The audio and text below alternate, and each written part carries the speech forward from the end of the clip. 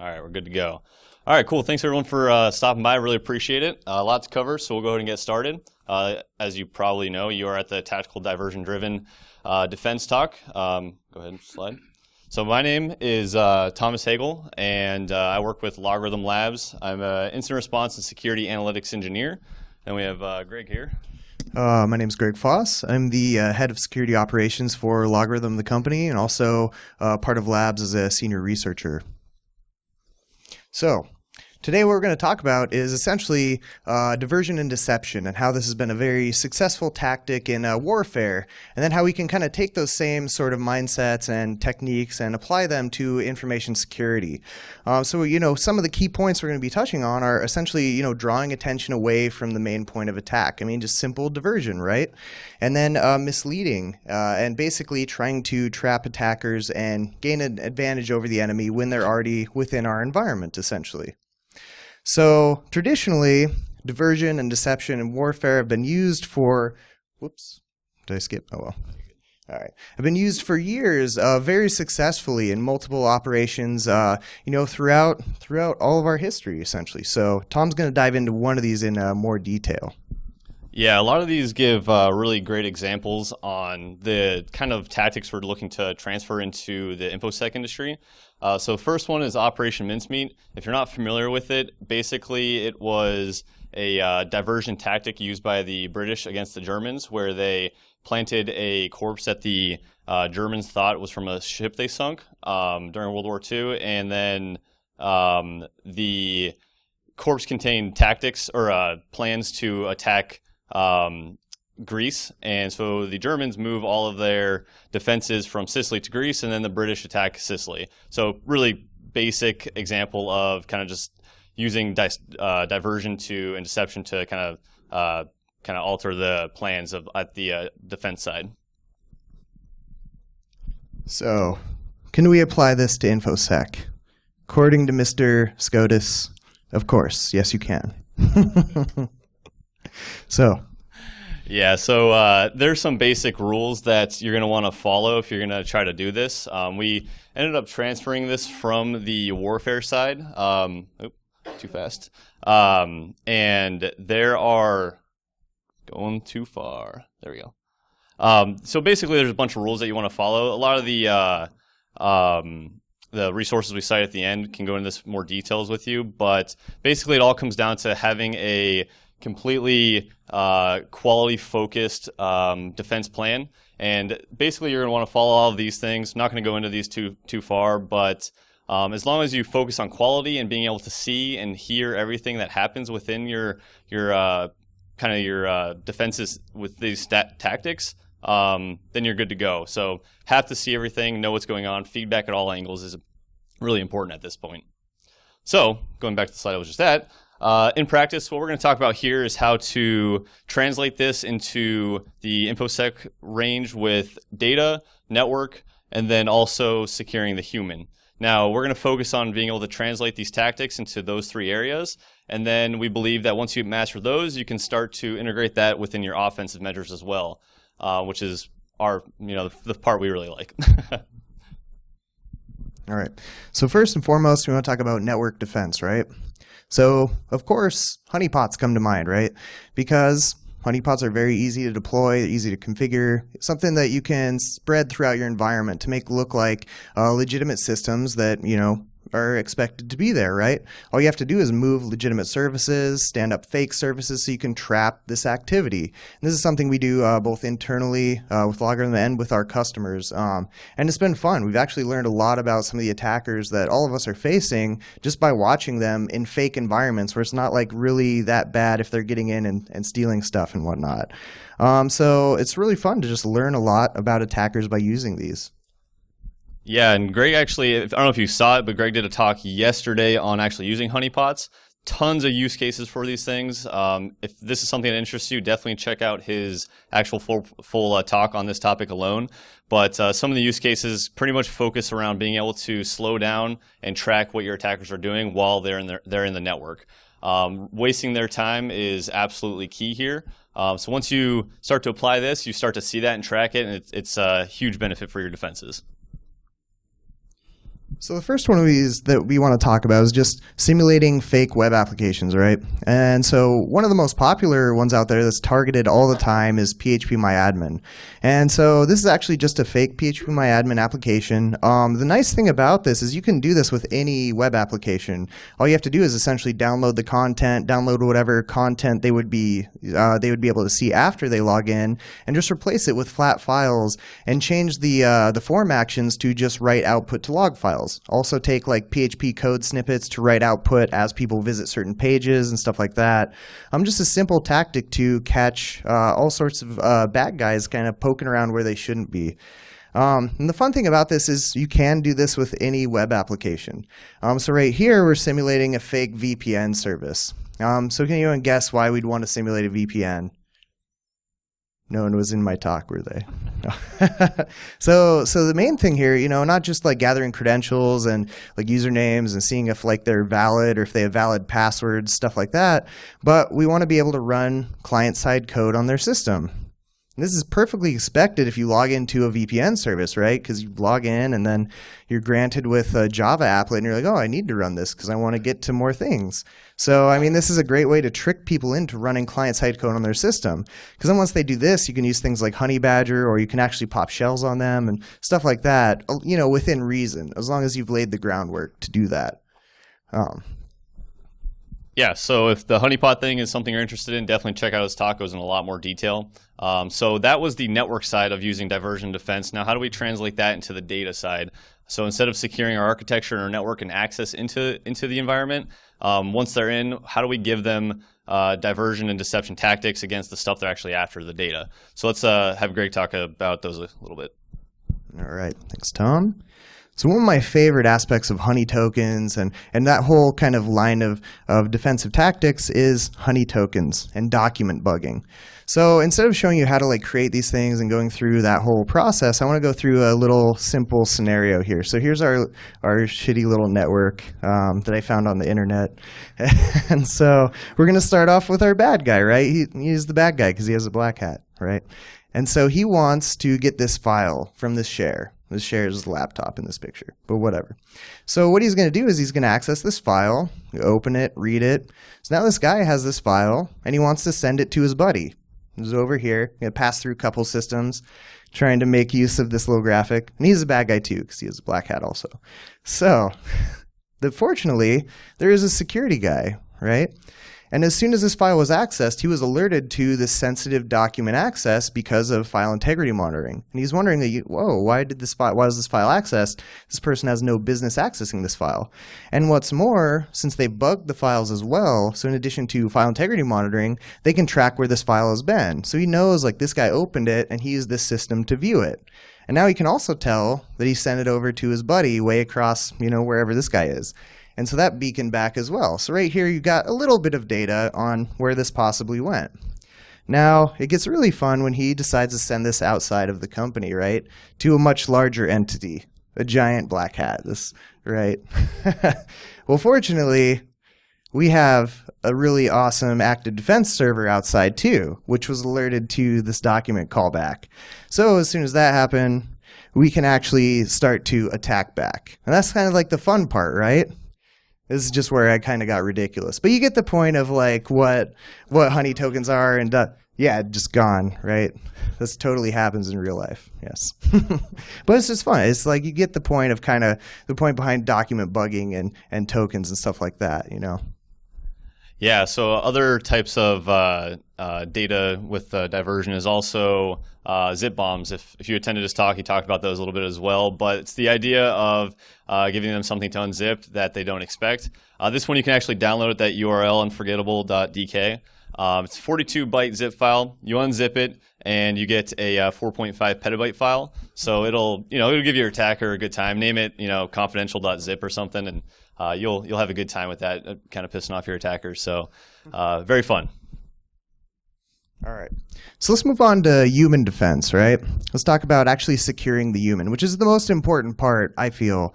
And some keys to success with this are, you have to do real world testing against them, not just fake little phishing attacks where you misspell stuff and whatnot. Use real things that they're going to actually be hit with, because they'll learn much better the more realistic you present them with these kind of scenarios, right? So, and we like using a blended approach to our exercises. So at Logarithm, we don't just do, phishing attacks and stuff like that. We do a lot more in-depth attacks. And Tom's going to go through kind of a lot of some of these tactics that we employ within our organization. Yeah, so one big piece of that is never, with the stuff that we're going to talk about here, never take that against your users and embarrass or punish them based on what you find through these. It's the quickest way to make this whole program absolutely fail from an enterprise level and from an actual enjoyment from your user side. So these couple examples we'll talk about really focus on first examining your network usage and then targeting these attacks towards your users. So this one, for example, is scoping your social habits of your user base. Basically, what we do is that we examine our network traffic and see what users and what groups go to what sites, such as LinkedIn, Twitter, Instagram, and in this case, scoping their social habits. We see what type of public information we can get on them, and then we do any sort of like intelligence based around what we find on them, such as username correlation and so forth, and try to connect with them and see how easy it is for them to connect with somebody they don't truly know, even if we are claiming something else, and then see what private information you get from kind of the whole process. Now, if you there was a thing a few weeks ago where a technical recruiter was mapping out the InfoSec industry on LinkedIn. Great example of that. Basically seeing what else is out there, but that's taking it outside the scope and going, industry wide. But very fun example. So another one, free coupons. This is essentially the idea of using malicious QR codes and putting them on things for users to scan. We like coupons because we can just mass produce them and set them on every car in the parking lot, or hand them out, print out stickers with the QR code, or Derbycon tickets, email them to people, see what they scan. But basically, you can modify the QR code to send them to a training site that says you've been phished or things like that. Or if you want to take it a step further, give them a landing page that has them enter their credentials for a free Subway from Jared, and then something like that, basically to start track your user base and who's vulnerable to that type of attack. And then another one, spearfishing. Spearfishing could be a whole talk on its own, as it is. Martin Boss and Eric Millam actually did a talk from SkyDogCon 2012. Definitely YouTube that if you're interested in doing this. They go into fantastic detail on how to execute this really well.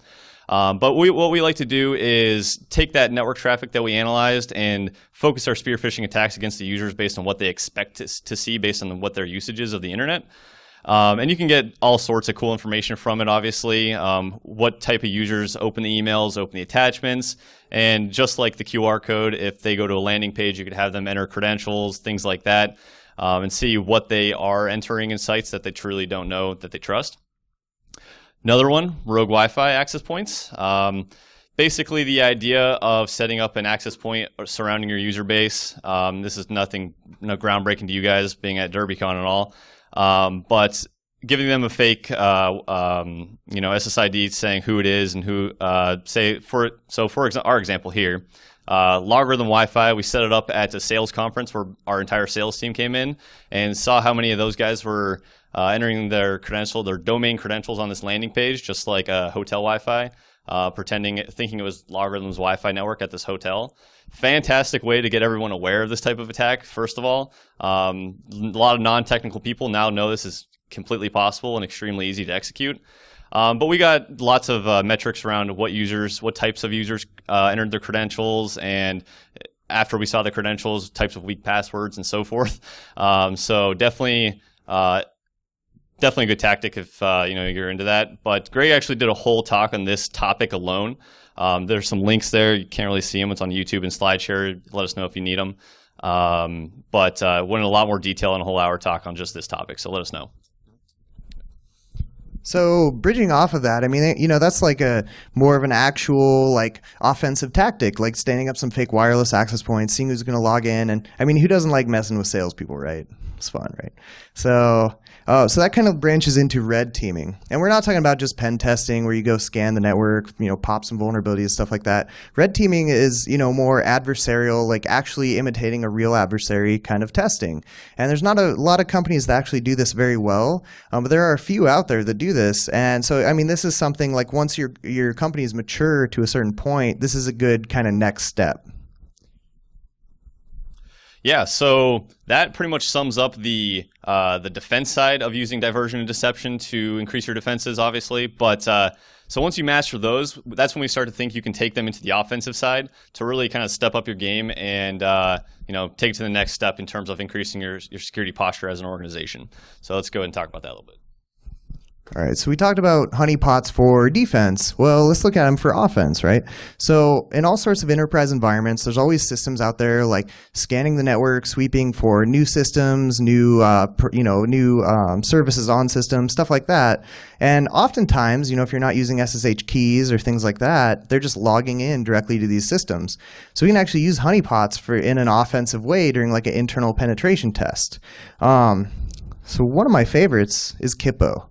So the cool thing about Capo is you just stand this up on like your team's shared pen testing server when you're doing like an internal assessment or something like that, and just leave it up overnight. Just move the real port, the real SSH port, and then stand up a Capo honeypot on port 22, see what logs in. And so this is just a little script I put together a while ago, but essentially all this does is it just strips out all the passwords that were recently entered into the Capo honeypot. So you can see here in this example, this is a real pen test, so I had to blank everything out. But it's funny because they actually had the past, the current password, the current domain admin password, and then the past 12 passwords from the previous. Yeah, so you could basically access everything in the environment just by sitting there and letting them log into you. So really simple tactic. But taking a step further, social engineering is like, this is like kind of the foundation of security in itself, like offensive tactics, essentially. So one of my favorite things to do is join forums where developers ask for help and stuff like that, and then talk them into giving you information. Like right here's a good example where this person was coerced into divulging their session token. And the funny thing about this, it's hard to see, but this actually doesn't expire for an entire year. So if you're able to get this, like you can access this application for a whole year, assuming that it doesn't change when they log in again, stuff like that. But taking a step further, if you're actually able to edit the HTML of web pages that are on these support sites, you can hide what commands, like say you want to give them something big to paste into a text file or something like that, or a command prompt and run. Well, you can make it look like this, but in reality, it actually has the real commands hidden behind this using CSS within the web page. So this is called what you see is not what you copy. It's great, right? So here's an example just to kind of highlight how this actually works. So over here we have our attacker, and here's our victim. And here's the HTML page. We're just using JS Fiddle to kind of show the HTML and the rendered content. But right here, this is what they see. So it just says echo, this is a test. And then so they have their listener set up. They just spun up a little netcat listener. And then so here they're going to copy just this text, right? So it looks legit. They're like, oh, I can trust this. They're going to paste it in. And as soon as they do, we get a shell. So, I mean, it's a very rudimentary example, but it is something you could expand upon if you have this level of access in like a support forum or something like that. So a lot of that stuff focuses on how to actually get into the network, obviously on an offensive side using those tactics. But once we're actually, when we've done this, once we're actually in the network, obviously, there's a lot of post-exploitation tricks that you're going to want to follow using the same tactics. And a lot of the focus is really just around being able to do the basic pen testing type activities, such as elevating privileges, getting those credentials, and pivoting, moving throughout the network, looking for what you're actually after. So we got a couple examples of that stuff as well. All right. So first example, this is actually a really cool one that FuzzyNop released last year at Derbycon, which I thought was just awesome. So what this is like, enterprise environments where you're running, we have a bunch of Macs. Oftentimes they don't disable SSH, and so you have a valid enterprise account, so you can usually SSH into other people's boxes. So it's hilarious, but you can do all sorts of stuff other than like just make their computer talk. This is a really cool trick. So here's an example of what this actually does here. So we're just going to pretend we're like SSH into this box. But we're just going to run a quick Apple script, pretty short and simple. And then you see the system preferences pop up. And so as soon as they click that, they're prompted to enter their password. And as soon as they do, it's just passed back to us in plain text. So I mean, it's just a very easy way to ask someone for their credentials. Now on Windows, it's a lot trickier to access systems and stuff like that, but you can do the same exact thing using PowerShell. So actually a talk, if you were in here like a couple talks ago, he actually showed this. He showed my crappy little PowerShell script. But yeah, so this is exactly what it does. So we're going to say we have a Meterpreter session on this host already. Let's say it's like a Bastion host, and we want to migrate to other people's Explorer processes or something like that. Well, we can just run this. We're going to use the post-exploitation execute PowerShell module within Metasploit here. And we're just going to run my crappy little script. And as soon as it runs, they get a layer 8 error, which I thought was funny. And then so they click on that, and then they're just prompted for their credentials. And so they log in. And then as soon as the script finishes executing, it writes the output to this file. And so all we have to do is just read this file, and then we get their plain text credentials right there. So I mean, same sort of thing, just doing it in different ways for different systems. So I just always thought it was fun asking people for their password. So another idea once you're in is actually attacking security tools. There's a ton of examples, and we're not talking about like Pop and O days on Kaspersky or something like that. Keeping it really basic. Being from a SIM company, we really like to play around with the idea of feeding your SIM fake logs and seeing what you can change on the SIM, what you can tell it to start modifying their end. Or anything. There's tons of examples here that you can see, but spoofing the origin of an Nmap scan. And then again, scraping credentials from security tools that are like scanning the network, doing vulnerability scans or anything like that. And we like to essentially wear AV like a hat in this case. There's a lot. Greg's going to show an example here in a second, but the idea of putting legitimate programs all over shares that IT uses, but first modifying those so we can get access and start playing with it, really cool idea. There are endless examples here, but these are just some of the ones that we've come up recently that we really like to play around with. So first example, anyone here ever play with Shelter? This is a really cool program. You can run it on both Linux and Windows. But essentially right here, what this program does is it backdoors other programs. So you can have, embed your own code. Essentially, it's a PEX injection tool. And the best part is that AV doesn't pick this tool up, let alone the binaries that you backdoor with it. So I just thought it was funny. So right here, this is a quick little example of what Shelter does. So first we're going to zoom in, and we're just going to show we've successfully backdoored this file. And so over here, all we did was just putty, just decided backdoor putty for this example. And then you can see as soon as we run it, we have a session spawned out. So it just shovels a session out. It still works, which is really cool. And then you just sit back and wait for sessions. You just upload these to a share or something, some trusted place, get other people to install it. It's a very simple way to gain access to other systems. But my favorite by far is just targeting IT people, just tricking them into logging into your system or the system you've compromised. You can do that by disabling services or something like that, so just enough so that someone from IT will have to log into your box. Now the nice thing there, once they log into your box, you can just use Mimikatz and dump their credentials from memory. I mean, it's an age-old trick, but it works really good. So it's just a fun tactic to trick people into essentially exposing their credentials. Yeah, so we had to kind of burn through a lot of this really fast due to the time limit. But if something in this kind of interests you, why don't you go ahead and let us know. We could talk a little bit more about it in more detail. But basically, hopefully that you guys kind of gain from this talk is being able to use these tactics on the 3 different groups that we think are important within defense, and then taking that towards the offensive side. It works fantastic for us, and it's a lot of fun for both you and your users, so I definitely recommend trying to pursue it if this is something that interests you.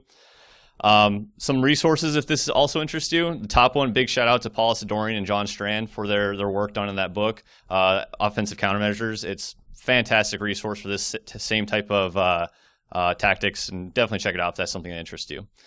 Other than that, we're about out of time, so thank you so much. If you have any questions, feel free to grab us outside or hit us up on Twitter or our site or anything like that, and we're more than happy to help you out. Thank you guys so much.